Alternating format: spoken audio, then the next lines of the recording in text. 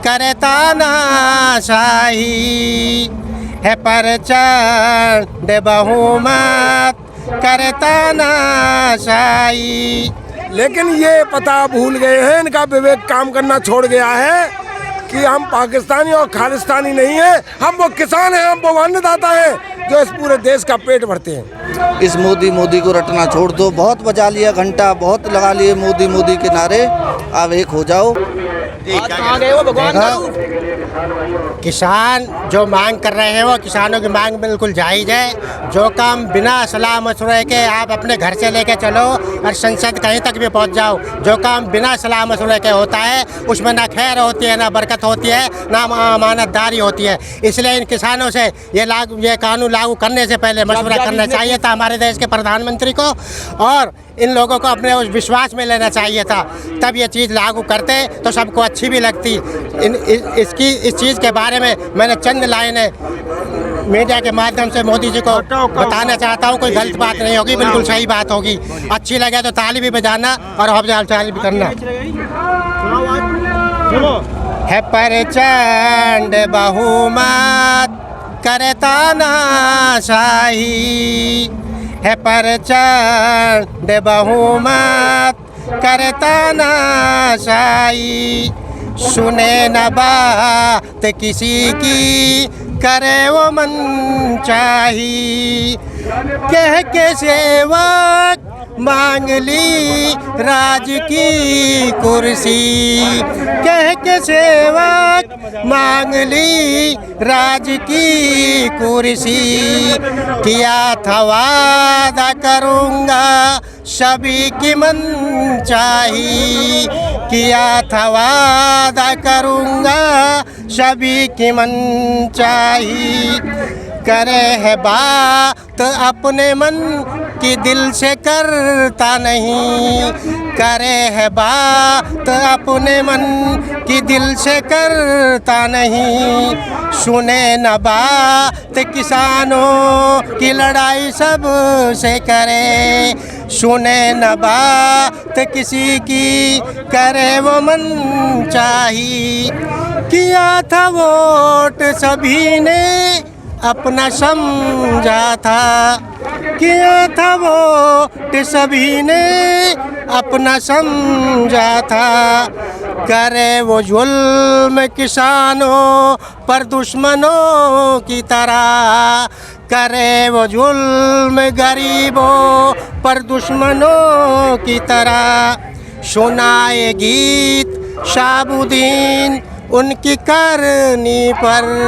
सुनाए गीत शाबुद्दीन पीएम की कथनी करनी पर।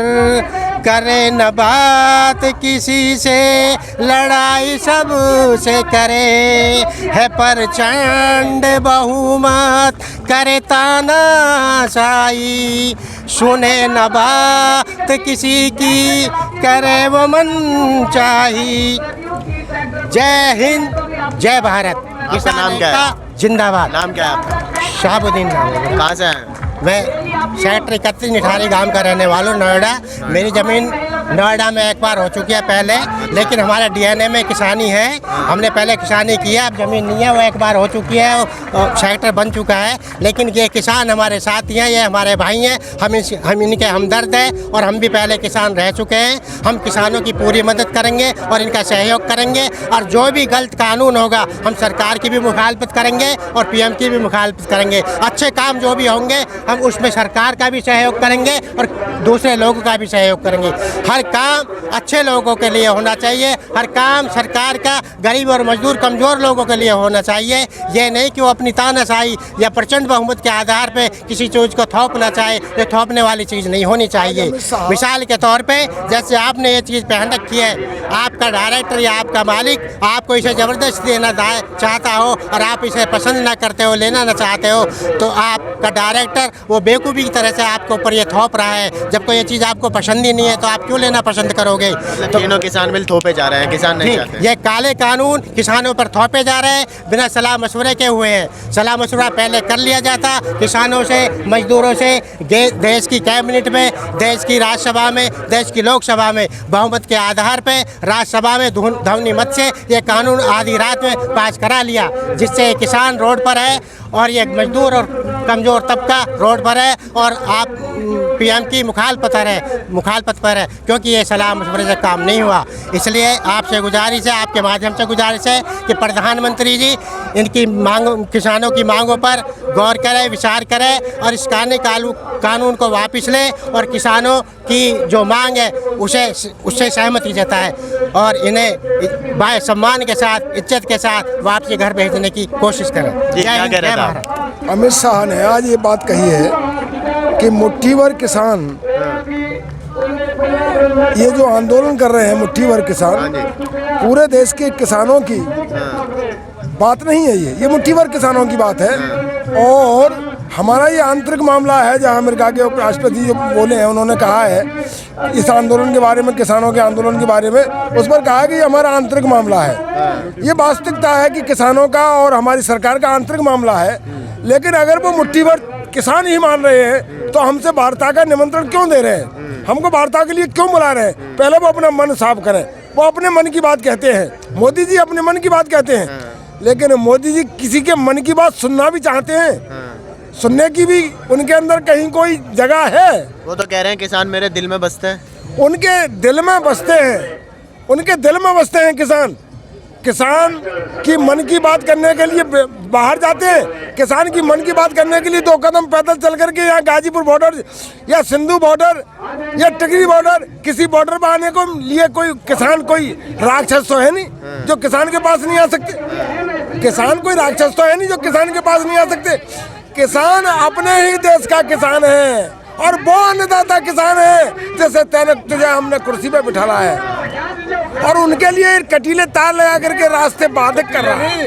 ये तार तो गवर्नमेंट खेत में लगाने की अनुमति नहीं देती, जो तार उन्होंने लगा रखे हैं। कटीले तार लगा सारी जो व्यवस्था करी गई थी, किलेबंदी जो की गई थी, ये तो सरहदों पर होती है, इंडिया पाकिस्तान की सरहद हो, इंडिया चाइना की सरहद हो। हम पाकिस्तानी और खालिस्तानी मान करके उसने किलेबंदी की है ना हमारे साथ दीवार, हमारे बात एक मिनट भैया, अभी दीवार लगा करके उन्होंने हमें पाकिस्तानी खालिस्तानी बना दिया और हम पाकिस्तानी और खालिस्तानी थे और हैं, तो कभी तो किलेबंदी करा रहे हैं। लेकिन ये पता भूल गए हैं, इनका विवेक काम करना छोड़ गया है कि हम पाकिस्तानी और खालिस्तानी नहीं है, हम वो किसान हैं, हम वो अन्नदाता हैं जो इस पूरे देश का पेट भरते हैं।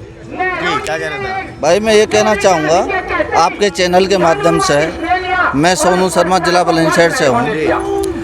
अगर आंदोलन करने वाले आतंकवादी होते हैं, क्योंकि आज तक जिसने भी सरकार के खिलाफ आवाज़ उठाई है, जिसने भी आंदोलन करा है, इन्होंने आतंकवादी, देशद्रोही, टुकड़े टुकड़े गैंग का दर्जा दिया है। तो सबसे बड़े आतंकवादी बीजेपी वाले हैं, क्योंकि 2014 से पहले सबसे ज़्यादा आंदोलन बीजेपी वालों ने किए थे। तो सबसे पहले उनकी सज़ा होनी चाहिए, वे बड़े आतंकवादी हैं, ज़्यादा आंदोलन करे हैं। दूसरा क्या है कि गलती हमारी है, हम बड़े सीधे शरीफ लोग हैं। किसान जो है, भारत का अन्नदाता बहुत शरीफ है, भारत की जनता बहुत शरीफ है। हमने ये बात नहीं देखी कि जो आदमी ये कहता था मैं तो अनाथ हूँ, मेरा कोई नहीं है, और मुझे तो किसी ने कचरे के डिब्बे से उठाया और यहाँ पे पाला और मैंने चाय बेची, जबकि सच तो ये था उसकी माँ भी थी, बाप भी थी, बहन भी थी और घरवाली भी थी। जो इंसान अपनी माँ को माँ नहीं कह सकता, बाप को बाप नहीं कह सकता, बहन को बहन नहीं कह सकता और लुगाई को लुगाई नहीं कह सकता, वो इस भारत माता को कभी अपनी माता नहीं समझ सकता। दूसरा क्या है कि ये लोग जो हैं देशद्रोही हैं, इन्होंने देशभक्ति का नकाब पहन रखा है। इन्होंने जब भी हमारे देश में कोई भी आक्रमणकारी आए, चाहे वो पुर्तगाली आए हैं, चाहे अंग्रेज आए हैं, चाहे डच आए हैं, चाहे भी आए हैं, सब ने भारत की अर्थव्यवस्था को ख़त्म करने का काम सबसे पहले किया था। वो ही काम इस मोदी सरकार ने किया है। इन्होंने भारत की अर्थव्यवस्था पूरी तरह ख़त्म कर दी है। तो ये देशद्रोही हैं, इनको यहाँ से भगाना बहुत ज़रूरी है। इन्होंने देशभक्ति का नकाब है, ये भी मैं बहुत अच्छा मानता हूँ कि इन्होंने किसान को एकजुट कर दिया। ये उसी की और ये जो इन्होंने तिरंगे वाला जो सिस्टम करा है उस पर बेनकाब हुए। अगर तिरंगे वाले की बात करी जाए तो जिस लाल किले पे झंडे फहराने की बात करते हैं उसके वजह से देशद्रोही बताते हैं, तो वो लाल किला तो उन्होंने बेच दिया। तो क्या जिस संविधान में ये नहीं लिखा कि तुम किसी भी भारत की उसकी उस संपत्ति को बेच दो, सार्वजनिक संपत्ति को बेच दो, इन्होंने उसको बेचने का काम किया है। ये देशद्रोही हैं, डालमिया को बेच रखा है इन्होंने लाल किला। और दूसरा क्या है, अब तिरंगे लगाने वाले का बात आती है तो तिरंगे लगाने वाला बीजेपी का आदमी था, ये उसे फांसी दें। और जितने भी इनके कार्यकर्ता जो पुलिस की वर्दी में घूम रहे थे उनकी जांच होनी चाहिए कि पुलिस की वर्दी में आरएसएस और बीजेपी के जवान हमारे किसानों पर अटैक करते हैं, एक साजिश करते हैं किसान को जो है देशद्रोही करार करने की। उनकी खिलाफ जांच होनी चाहिए, उन्हें जो है अरेस्ट करना चाहिए, उन्हें फांसी की सज़ा होनी चाहिए। और उनके पीछे जिस सरकार का हाथ है, जिस प्रधानमंत्री का हाथ है, मैं उसके लिए भी फांसी की मांग करता हूं, क्योंकि हमारे देश में गद्दारों की कोई जगह नहीं थी। गद्दारों को हमारे भारत में पहले भी खदेड़ा गया था और मैं आज भी भारत के देशवासियों से आह्वान करता हूं कि उनको आज भी खदेड़ा जा। फिर मैं एक बात और कहना चाहूँगा कि यहाँ प्रोटेस्ट बहुत बढ़िया चल रहा है, ठीक है, अच्छी बात है। और किसान को एक काम और करना चाहिए, जितने भी उनके विधायक सांसद हैं उन सब का घेराव करें, क्योंकि हमने वोट विधायक और सांसदों को दिए, ना कि हमने डायरेक्ट मोदी को वोट दिए हों। उनसे कहा जा कि आप इस्तीफा लें, बीजेपी छोड़ो, इस्तीफा लो, वहाँ से सरकार गिरनी चाहिए। क्योंकि अगर इस तरीके से बीजेपी सरकार नहीं गिरी तो इलेक्शन के माध्यम से कोई भी सरकार को गिरा नहीं सकता। ये षड्यंत्रकारी सरकार है, ईवीएम सिस्टम हैंग करती है। अब बैलेट पेपर से जो एमएलसी इलेक्शन हुए थे उसमें भी इन्होंने बहुत बड़ा घोटाला किया है, तो इलेक्शन में इन्हें हराना मुश्किल है। इनको इसी तरीके से भारत से भगाया जाएगा। ये काले अंग्रेज हैं, ये देशद्रोही हैं। मैं आपके चैनल के माध्यम से समस्त भारतवासियों से गुजारिश करता हूँ, इस मोदी को रटना छोड़ दो। बहुत बजा लिया घंटा, बहुत लगा लिए मोदी के नारे, अब एक हो जाओ और इन देशद्रोहियों को भगा दो।